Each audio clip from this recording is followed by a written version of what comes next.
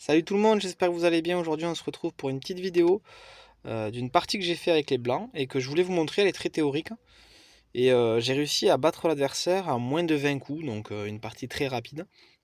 Vous allez voir, j'ai fait qu'une seule erreur, précision quasiment 94%, donc une bonne partie de ma part. L'adversaire n'a pas fait une trop mauvaise partie, il est quand même presque à 75% de précision, donc c'est pas trop mal. C'est pas un ultra débutant et pourtant il va se faire avoir vraiment très facilement sur cette partie. Donc je vous montre, j'ai fait l'ouverture théorique E4. Il répond à ça par le même coup. Je viens développer mon cavalier en F3. Il développe le sien en face pour défendre son pion. Donc ça jusqu'à là tout est normal. J'ouvre du coup mon pion D4 au milieu pour menacer le sien. Et du coup il prend mon pion. Donc j'en profite, là je me dis on va tout échanger. Je prends avec mon cavalier. Il échange. Et je prends au final avec Madame, qui est du coup l'ouverture Scotch Game, que je ne connaissais pas d'ailleurs. Donc une ouverture qui a été réalisée jusqu'à la fin. Et là, il va faire une énorme erreur, celle qui va déjà sceller la partie quasiment. C'est l'ouverture G6. Quelle erreur! Parce que du coup, il ouvre l'espace à Madame, et je vais en profiter, je vais aller chercher la tour.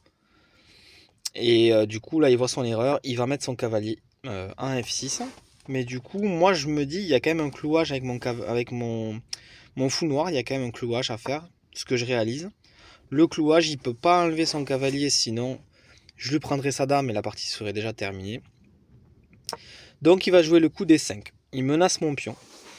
Donc ce que je vais faire, c'est que je vais même pas le prendre, je vais directement sacrifier entre guillemets, je prends son cavalier, parce que je sais que derrière, il va sûrement reprendre ma dame et je vais pouvoir la défendre. Donc c'est ce qu'il fait, il échange tout. Je pense pas que ça soit bien pour lui, parce qu'il a de moins en moins de pièces. Il se retrouve avec deux fous et une tour contre toutes mes pièces, donc il est déjà mal. C'est pas la bonne technique. Il va manger mon pion, ce qui là c'est un pion gratuit, il est tout seul, je peux pas le défendre. Donc voilà, prochain coup je le défends avec le cavalier, je l'attaque du moins. Et il va le défendre avec son fou. F5 qui est un excellent coup. Et moi du coup je vais continuer à menacer avec mon pion F3. Je me dis il va peut-être échanger, c'est ce qu'il fait. Il est toujours dans l'échange des pièces, donc moi je continue à échanger. Et là il va mettre son fou H6. Voilà, donc pour l'instant, moi je peux pas roquer. Il m'empêche de roquer.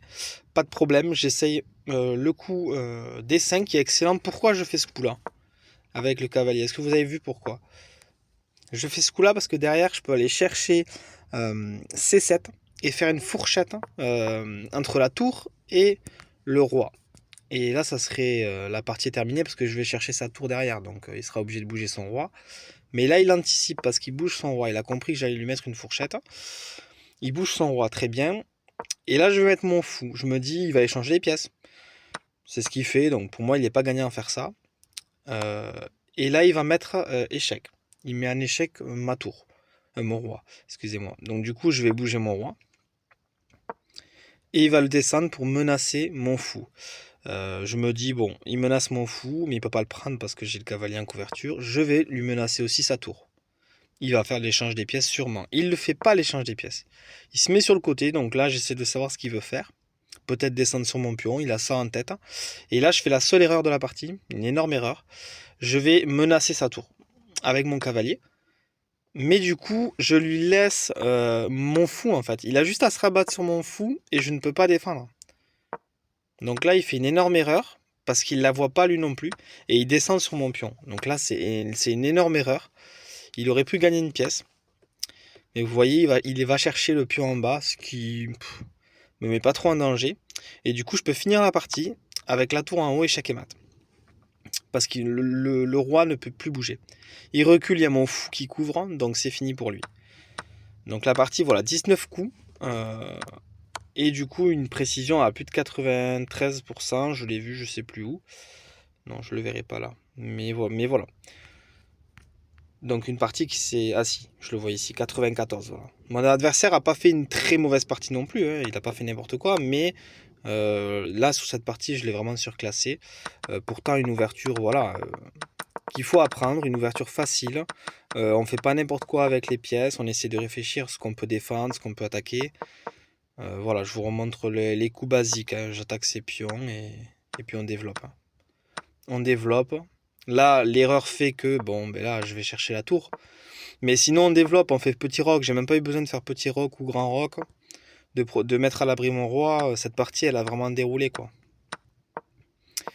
Voilà, merci d'avoir regardé cette vidéo. J'espère qu'elle vous a plu. Je voulais vous remercier pour les premiers abonnés, les premières vues, les premiers likes.